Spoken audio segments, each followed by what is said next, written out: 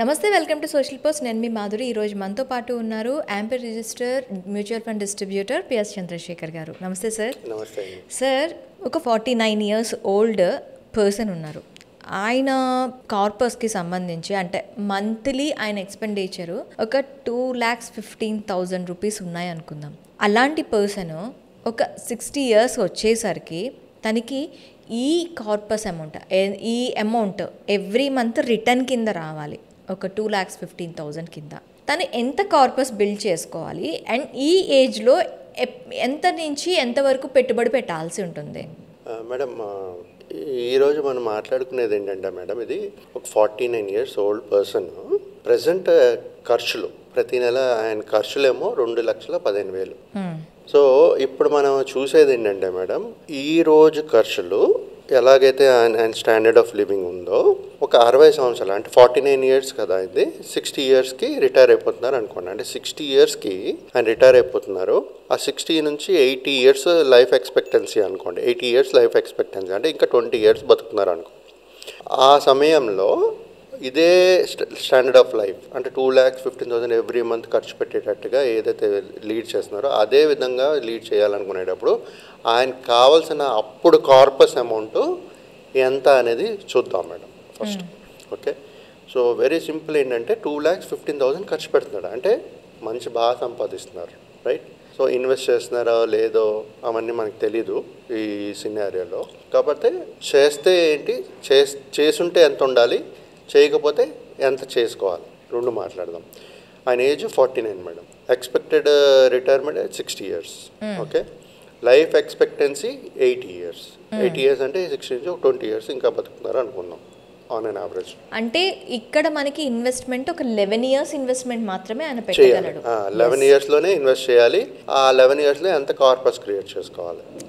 So ఇక్కడ మనం మాట్లాడేది ఎంత పెట్టాలి, ఎంత చేయాలి అనేది మాట్లాడట్లేదు, లేకపోతే కార్పస్ ఎంత కావాలనేది మాట్లాడుతున్నాం. ఆ 11 yearsలో ఆయన ఎలా చేస్తారో ఆయన ఇష్టం. ఓకే, బట్ ఆ ఎంత అమౌంట్ కావాలనేది మాట్లాడతాం మేడం. జనరల్గా ఇలాంటి సిచ్యువేషన్స్ చూసుకున్నప్పుడు 49 years ఇంకా 11 years ఉండేటప్పుడు కార్పస్ క్రియేట్ చేయాలంటే బాగా హెవీగా ఇన్వెస్ట్ చేయాలి. ఒకటి ఫస్ట్ థింగ్. ఇప్పుడు ఆ మంత్లీ ఎక్స్పెన్సెస్ ఏదైతే 2,15,000 ఉందో అది యాన్యువల్ ఎక్స్పెన్సెస్ కింద కన్వర్ట్ చేసుకుంటే 25,80,000 పర్ యానం అవుతుంది. అంటే 25,80,000 సంవత్సరానికి. ఈరోజు ఖర్చు పెట్టే డబ్బులు ఆయన ప్రతి నెల చూసుకుంటే సంవత్సరానికి.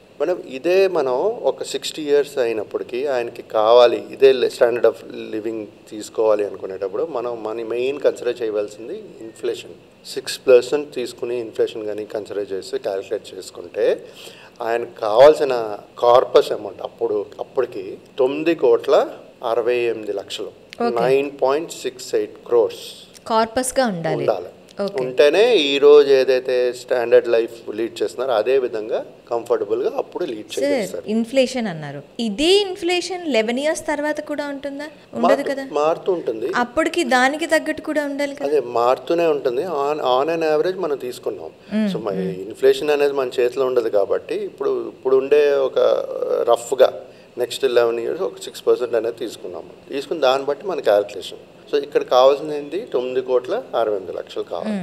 సో ఉంటే ఆయన ఈరోజు ఏదైతే స్టాండర్డ్ ఆఫ్ లివింగ్ లీడ్ చేస్తున్నారో ఆ నెక్స్ట్ 20 years అంటే 60 to 80 years అలా కంఫర్టబుల్గా లీడ్ చేయగలుగుతారు. ఇప్పుడు ఈ 9 crores ప్లస్ ఏదైతే చెప్పారో అంత కార్పస్ క్రియేట్ చేయడానికి ఈ 11 yearsలో తను ఎంత పెట్టుబడి పెట్టాల్సి ఉంటుంది? అదే అన్నాను, చాలా పెద్ద అమౌంట్. ఆ అమౌంట్ గురించి మనం ఇప్పుడు మాట్లాడలేదు, మనకి తెలియదు అండి. ఆల్రెడీ ఆయన దగ్గర ఉందేమో పెద్ద అమౌంట్ కూడబెట్టి, రైట్? సో ఒకవేళ ఆయన దగ్గర ఉంది అంటే ఈ రోజుకి మనకి 60 yearsకి వచ్చినప్పటికీ 9,68,00,000 కావాలి కదా. సో ఇవాళ ఆయన దగ్గర ఉండవలసిన అమౌంట్ ఎంత తెలుసా మేడం? 3.4 crore ఉండాలి ఆయన దగ్గర. ఓకే, ఈ రోజుకి 3.4 crore ఉంటే 60 సంవత్సరాలకు వచ్చినప్పటికి 9,68,00,000 అవుద్ది. ఓకే, సో అలాంటి కార్పస్ ఉందా లేదా అనేది చూసుకోవాలి. సో ఈ షార్ట్ పీరియడ్లో 3.4 crore క్రియేట్ చేసుకోవాలంటే చాలా పెద్ద అమౌంట్ ఇన్వెస్ట్ చేయాలి. సో జనరల్గా 49 ఇయర్స్ అన్నప్పుడు వీళ్ళు ఏదో విధంగా ఎక్కడో ఓ విధంగా ఇన్వెస్ట్ చేస్తూ ఉంటారు. ఒకటి మేబీ మ్యూచువల్ ఫండ్స్, లేకపోతే స్టాక్స్, లేకపోతే రియల్ ఎస్టేట్, లేకపోతే ఇంకెక్కడైనా చేయవచ్చు. అసెట్స్ కూడా ఉండొచ్చు. సో ఆ అసెట్స్ కానీ అంత వాల్యూ ఉంది అనుకున్నప్పుడు మనకు కావాలంటే అది మార్చుకుంటూ ఇన్వెస్ట్మెంట్స్ తెచ్చుకుంటూ మనం ఇలాంటి రెవెన్యూస్ లేకపోతే ఇన్కమ్ అనేది జనరేట్ చేస్తూ వెళ్ళచ్చు.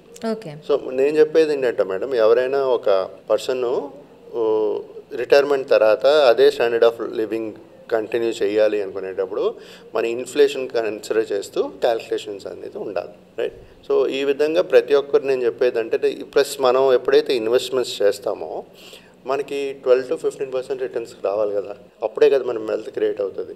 సో అలాంటి ఇన్వెస్ట్మెంట్స్ ఎప్పుడు ఈక్విటీలోనే వస్తుంది. ఓకే. అదే మీరు డెప్ట్ ఫండ్లో పెట్టుకున్నారనుకోండి, మీకు రిటర్న్స్ తక్కువ జనరేట్ 6-7%, రైట్? సో బట్ మనం అంటుంటాం కదా, డైవర్సిఫై చేసుకోండి, మొత్తం అన్ని పెట్టకండి, రిస్క్ తీసుకోకూడదని. So little bit of part of the investment డెప్ట్ ఫండ్లో కూడా పెట్టుకోండి. ఓకే. ఇది ఒక థంబ్ రూల్ ఉంది కదా, 100 - their age అని, బట్ అందరూ ఫాలో అవ్వట్లేదు అది. బట్ స్టిల్ ఒక డెప్ట్ ఫండ్లో పెట్టుకుంటే ఏమవుతుందంటే మార్కెట్ వాలటైల్ కండిషన్స్లో మన ఆ డబ్బులు తీసుకుని యావరేజింగ్ చేసుకోవచ్చు. ఓకే. లేదా కొంచెం రిస్క్ లేకుండా నాకు ఇంత రిస్క్ వద్దు, ఇంత అమౌంట్ రిస్క్ వద్దు, ఈ అమౌంట్ రిస్క్ తీసుకోగలను అన్నప్పుడు ఆ డైవర్సిఫికేషన్ అనేది చేసుకుంటూ ఆ రిస్క్ ప్రొఫైల్ మనం అర్థం చేసుకోవాలి. ప్రతి ఒక్క ఇన్వెస్టర్ రిస్క్ ప్రొఫైల్ వేరేగా ఉంటుంది, వాళ్ళ ఇన్కమ్ వేరేగా ఉంటుంది, వాళ్ళ ఏజ్ 10 years కూడా చాలా వేరేగా ఉంటుంది. దాని పరంగా మనం ఈ ఇన్ఫ్లేషన్ కన్సిడర్ చేస్తూ మనం ఎంత కార్పస్ కావాలి రిటైర్మెంట్కి అనేది ప్లాన్ చేసుకుంటూ వెళ్ళాలి. ఓకే. అలా ప్లాన్ చేసుకుంటూ వెళ్తే ఆ కార్పస్ అనేది క్రియేట్ అవుతుంది, అప్పుడు కూడా స్టేబుల్ లైఫ్ అనేది లీడ్ చేయగలరు అని చెప్తున్నారు. కానీ ఈ విషయంలో ఏంటంటే మేడం, 49 years లోపల మనం ఎంతో కొంత అక్యుములేట్ చేసుకుని ఉండాలి, వెల్త్ క్రియేట్ చేసి ఉండాలి. లేకపోతే చాలా పెద్ద అమౌంట్ ఇన్వెస్ట్ చేయాలి. ఇప్పుడు చూడండి, ఏమి చేయలేదు అనుకోండి, ఆయన 3.4 CR ఎక్కడి నుంచి తీసుకుని వస్తారు?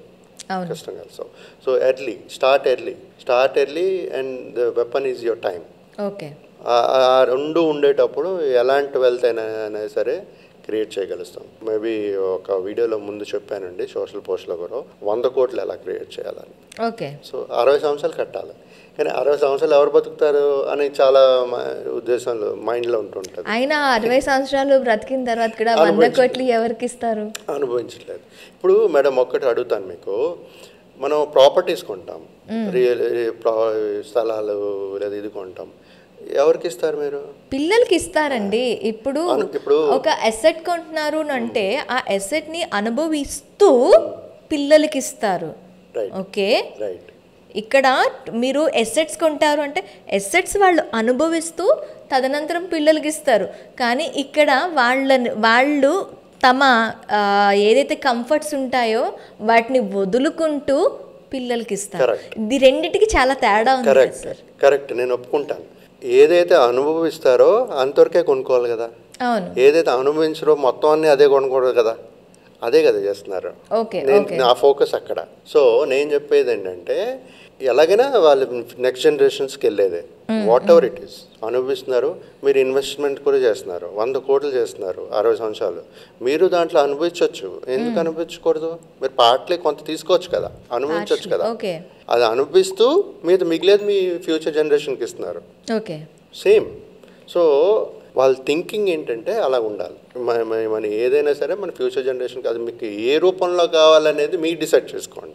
అది అసెట్స్ రూపంలో, ఇమ్మూవబుల్ ప్రాపర్టీసా, క్యాషా, లిక్విడిటీయా, అది డిసైడ్ చేసుకుని వాళ్ళ ప్లానింగ్ అనేది ఉండాలి. ఇప్పుడు 49 years ఏజ్లో ఏమి చేయలేదు అనుకోండి madam, 11 years 3.4 crores is not joke. So చాలా పెద్ద అమౌంట్ చేయాల్సి వస్తుంది. బట్ క్యాల్కులేషన్ చేసేటప్పుడు ఇన్ఫ్లేషన్ తీసుకుంటూ చూడండి. Okay sir, thank you very much. Thank you అండి.